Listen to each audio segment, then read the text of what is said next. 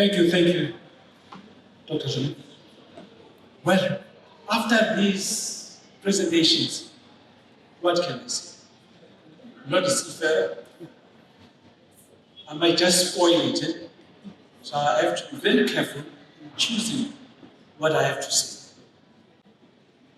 Okay, so I have to be very careful. But firstly, I would like to say to you that although I'm not a seafarer, but I'm related to someone who is a seafarer. When we were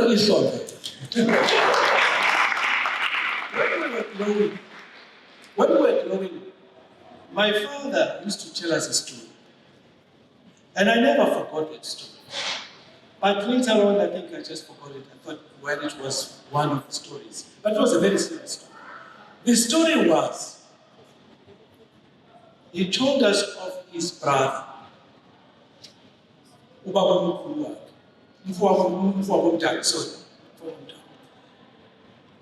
He told us that he went to sea and never returned. So we grew up,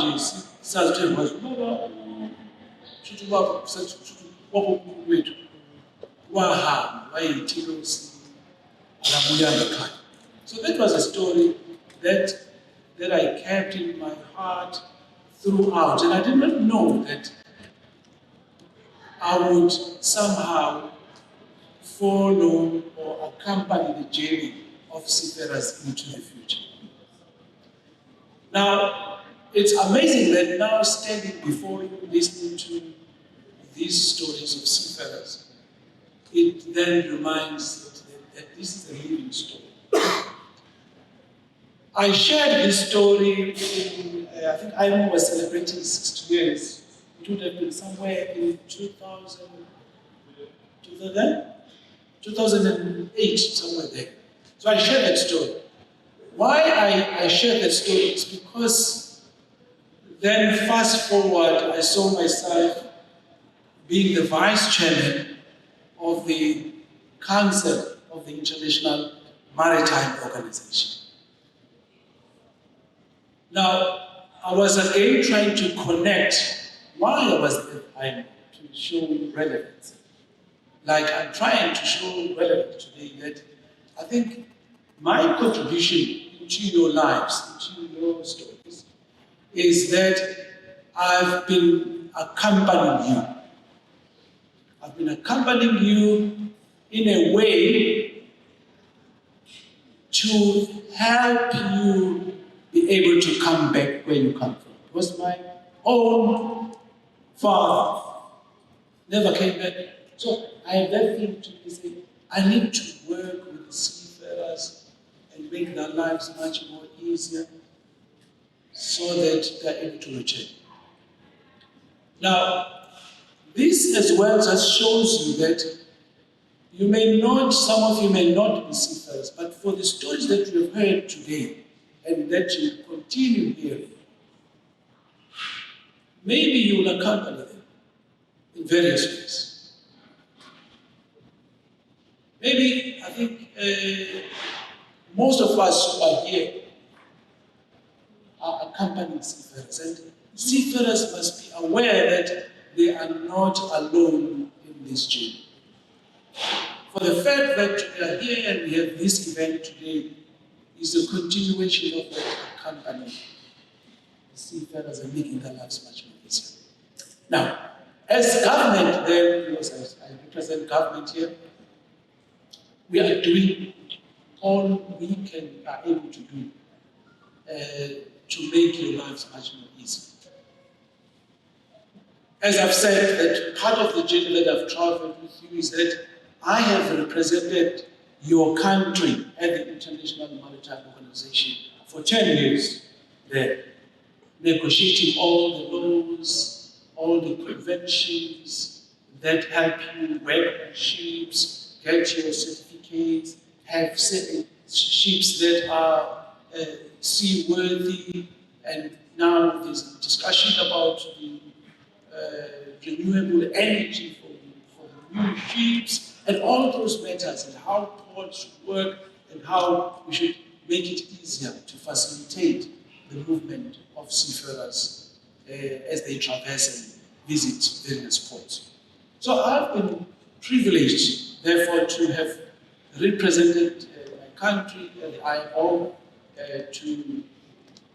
to work for the seafarers, to continue company.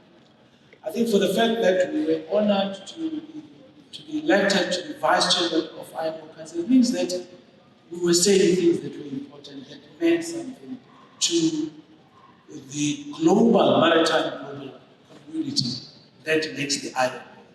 So those that may not know the IMO is like the United Nations of shipping.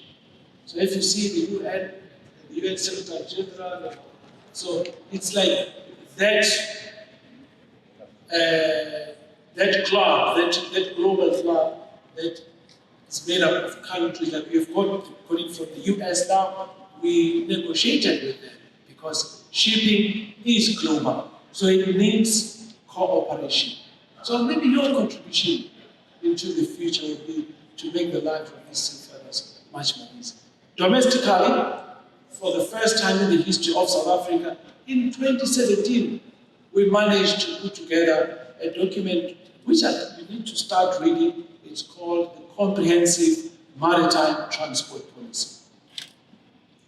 One thing that you need to remember about that policy is that it says we want to make South Africa to be an international maritime center in Africa.